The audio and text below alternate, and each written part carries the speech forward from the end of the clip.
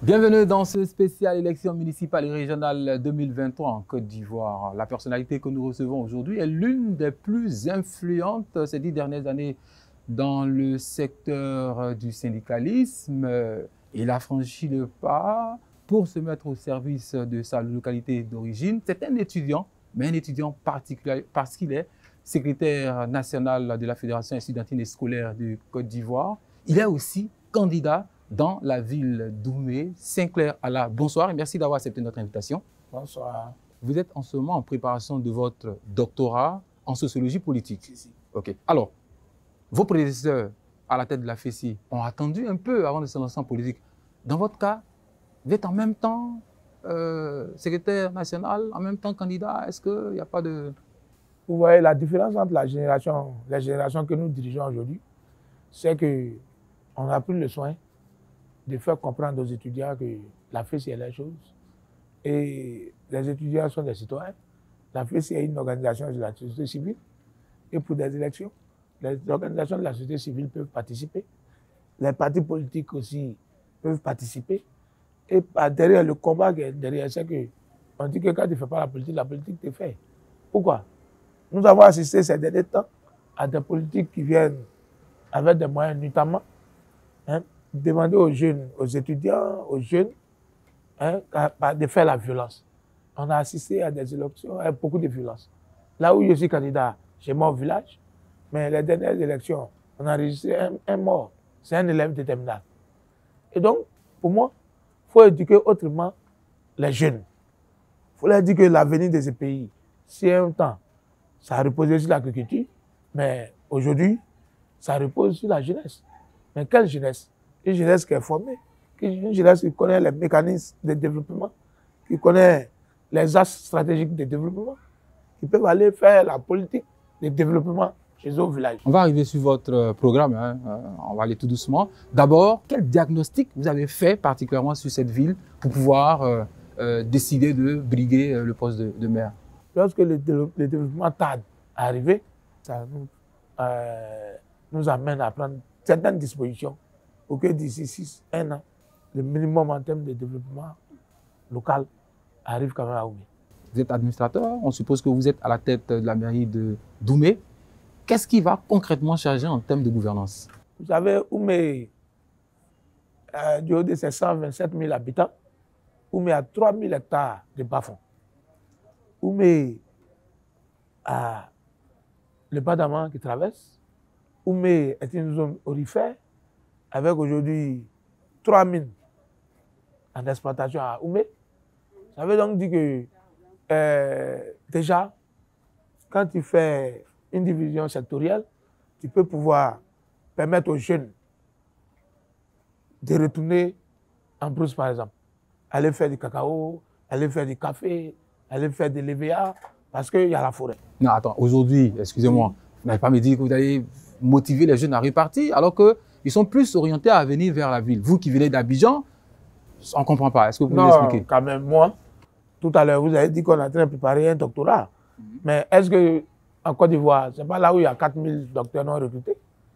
Alors ceux-là, quand ils sont tombés, moi, je dois pouvoir leur dire qu'il y a des bas-fonds où on peut aller faire, par exemple, du vivrier, de la culture maraîchère et tout ça. Le temps d'avoir son Vous pensez que premier ce poste. discours-là, il peut passer? Oui, parce qu'il faut être objectif. C'est les hommes qu'on dirige. Aujourd'hui, on veut lutter contre le grand banditisme, mais c'est parce que les jeunes n'ont rien à faire que certains perdent la foi et qui se retrouvent dans des actions malsaines. Mais aujourd'hui, les sensibiliser, les accompagner, et les jeunes, et les femmes, mais leur donner envie de retourner au village. Mais c'est parce que tu as les moyens que tu viens à Abidjan. On suppose que vous êtes face aux populations, face aux électeurs. Il y a d'autres candidats.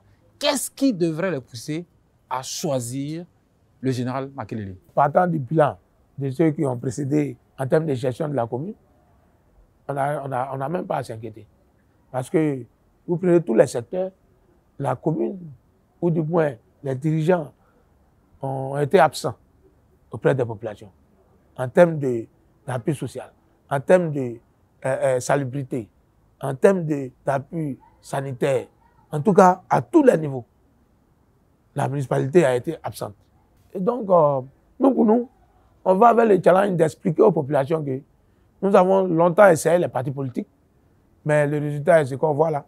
Parce que les partis politiques ont toujours envoyé les Ivoiriens vers les affrontements à la point fini.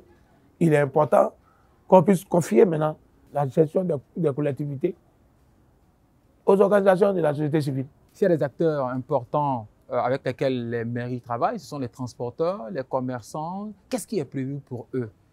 Oh, vous savez qu'à Oumé, c'est une petite ville et il y a un seul marché. Ça fait que d'un quartier X et un quartier Y, malgré la distance, tout le monde se rue vers le marché. Nous, dans nos projections, nous avons prévu rapprocher les marchés de certains quartiers regroupés. Okay. Les plus que nos parents. Et les villages. Oui, là-bas, là-bas, les mercredis, c'est là que les villages viennent pour faire le commerce en ville. Et il faut pouvoir subdiviser les zones pour créer des ports secs. Okay. Pour que les marchandises de nos parents en forêt, mais soient dans un système de transport de la mairie vers les marchés que nous avons développés à Oumé. Mieux, nous sommes en train de prévoir une zone agro-industrielle qui va permettre à la mairie d'embaucher des jeunes, des transporteurs, les professionnaliser pour aller chercher les marchandises de nos parents. Pour que la garantie soit la mairie et les faire partie dans la zone agro-industrielle. Est-ce qu'on peut avoir une idée du mécanisme sur lequel vous entrevoyez augmenter les ressources de la mairie, de sorte que ça puisse avoir un impact sur les populations et particulièrement sur ceux qui interviennent dans le business? Vous savez que nous sommes dans un système de budget-programme. Nous allons forcément travailler avec tous les acteurs économiques de la commune. Je leur dis que quand chacun paye ses impôts, par exemple, chacun paye ses taxes. Est-ce qu'il y aura des dispositions particulières pour faciliter, non, même si l'objectif c'est de faire en sorte que le budget de la mairie monte en puissance? Est-ce qu'il y aura des facilités? Est-ce qu'il y aura des dispositions Vous savez déjà plus de 160 associations de femmes. Nous sommes en train de les professionnaliser, ouvrir leurs comptes. À partir de ces comptes-là, trouver des bailleurs, les accompagner dans leur domaine d'activité. Et lorsqu'on les accompagne, mais on leur donne les principes légaux. Ça veut donc dire que lorsqu'on t'accompagne, tu dois être partie de la fiscalité, ce qui revient de droit à l'État. N'est-ce pas? Et aujourd'hui, dans ces systèmes de professionnalisation des différents secteurs d'activité, on pense qu'il y aura une véritable complicité entre la population et nous. C'est comme ça, nous sommes dans un partenariat de gestion collégiale. Sinclair, là, on vous reproche dans l'opinion publique de faire de la transhumance politique. Qu'est-ce que vous répondez à ça? Moi, depuis 4 ans, en tant que premier responsable de la FECI, il y a plus de 6 associations des étudiants ressortissants d'Oumé dans les universités de Côte d'Ivoire. Et donc, nous avons mis un système en tant qu'enfants d'Oumé pour les soutenir en termes de tickets de restauration, en termes de dortoir cambodgiage. Et donc, moi, au-delà de mon rôle de secrétaire général de la FECI, je suis comme le parrain des élèves étudiants, ou du moins des étudiants bacheliers qui sont à Abidjan, Daloa, Boaké, Korogo, un peu partout dans les universités. Lorsque le gouvernement a demandé qu'on sensibilise pour que les jeunes aillent se faire enrôler, mais c'était de l'eau à boire. On a juste demandé à ces différentes associations de s'organiser pour se faire enrôler. Il y a certains qui n'avaient jamais voté. Ils s'en foutaient même de la question électorale parce que pour eux, c'était se donner la mort. Mais on a fait un travail de fond. On leur a expliqué que quand vous voyez notre village qui est encore sous-développé, ou qui était la 3e commune bitumée de Côte d'Ivoire, qui est à cet état, il n'y a même pas de stade aujourd'hui à Oumé. La ville est insalubre, les caniveaux sont bouchés. Aujourd'hui, les eaux même de ruissellement envahissent, emportent même des enfants. Il était important qu'ils s'associent à moi pour donner 4 cartons rouges à l'équipe qui dirige là, en me portant à la tête des futures élections. Ça, il y a 2 ans, il y a 3 ans en arrière. Voilà. Et donc, dans le contexte électoral, il y a la médisance, il y a tout ce que vous dites pour tenir l'image, surtout qu'il ne fait pas partie d'un parti politique. Mais je suis fier d'avoir organisé tous mes frères d'Oumé et leur demander de s'intéresser aux aujourd'hui à la question électorale à Oumé. Ok. C'est votre première candidature. Oui. Aujourd'hui, au-delà de ce qu'on vous reproche et des qualités que vous avez, qu'est-ce qui vous pousse à croire que vous allez gagner au soir du 2 septembre? Mais lorsque vous avez une population qui est orpheline, qui cherche un leader, mais ça fait 4 ans que nous sommes auprès de la population. Ça fait 4 ans que je suis secrétaire général de la FESI. Et tous les week-ends, je suis au village. Tous les week-ends, je suis auprès des populations maîtrisées.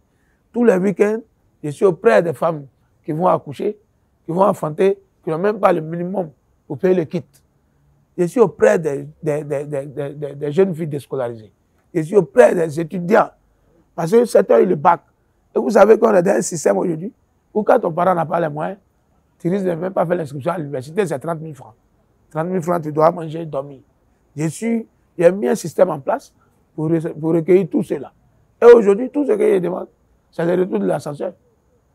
Parce que je suis dans une relation de complicité avec mes frères et sœurs Doumé, avec mes parents Doumé. Votre première action, vous êtes élu? Quand je suis élu, c'est de créer déjà un partenariat avec une société de ramassage d'ordures, parce que Oumé est sale. Oumé, les autorités ont démissionné. On nous fait des bilans à des conseils municipaux faramineux. Pour vous, la gouvernance n'est pas transparente? Non, pas du tout. Parce qu'on a l'exemple de 2 feux tricolores à 26 millions. Et lorsque... Est-ce que vous avez la preuve de Si, au conseil municipal. Non, le conseil municipal. Mais c'est assez grave quand même. Hein. 2 feux tricolores à... À combien? 26 millions 200 000. Ils ont fait le bilan de ramassage des ordures à 56 millions. Dans l'argent de la collectivité. Il y a un problème. Il n'y a même pas de camions de ramassage d'ordures à la commune d'Oumé, à la mairie d'Oumé. Mais est-ce que le budget actuel permet d'avoir une marge de manœuvre pour faire tout ça, justement? Non, mais c'est une question de volonté. C'est une question de volonté. Le temps qui nous est imparti est à son terme. On va vous laisser la possibilité de parler à vos électeurs. Quel engagement vous voulez prendre avec eux? Aujourd'hui, Oumé a perdu son lustre d'antan et des jeunes, une équipe composée de jeunes, accompagnés de nos parents, de nos mamans. Aujourd'hui, on appelle cette liste-là pour Oumé Agisson, dirigée par Alain Sinclair, est venue pour apporter une bouffée d'oxygène à la commune. On ne peut pas comprendre que dans une commune, il n'y a même pas d'infrastructure sportive. Une commune qui a connu des grands noms, tels que Didier Otokore, Kalou Bonaventure. Tout ce aujourd'hui, il n'y a pas de stade à Oumé. Aujourd'hui, les jeunes ne savent même pas. Ils quittent Oumé pour aller se chercher dans les mines de Séguéla, dans les mines ailleurs. Or, l'or ne se fabrique pas. C'est la chance que Dieu donne à une commune. Et aujourd'hui, il y a 3 mines à Oumé. Nous allons mettre un mécanisme pour que les jeunes aient leur premier emploi là à Oumé. Et après cela, il faut pouvoir créer une promotion immobilière pour les fonctionnaires. Il faut pouvoir créer une promotion immobilière pour les jeunes cadres de la diaspora et un peu partout de la Côte d'Ivoire, leur donner envie de venir à Oumé. Merci beaucoup. Et naturellement, on vous souhaite bonne chance pour ces échéances. Et on se donne rendez-vous le soir du 2 septembre. Merci d'être resté avec nous jusqu'à la fin de ce programme. Vous avez pu constater, nous étions avec le général Makelele. Il est candidat indépendant dans la commune d'Oumé. On se donne rendez-vous dans le prochain numéro, mais n'oubliez pas de continuer de suivre ce programme sur nos plateformes médias et sur les réseaux sociaux avec le hashtag élection. On se donne rendez-vous dans une autre commune avec un autre candidat. En attendant cela, prenez soin de vous.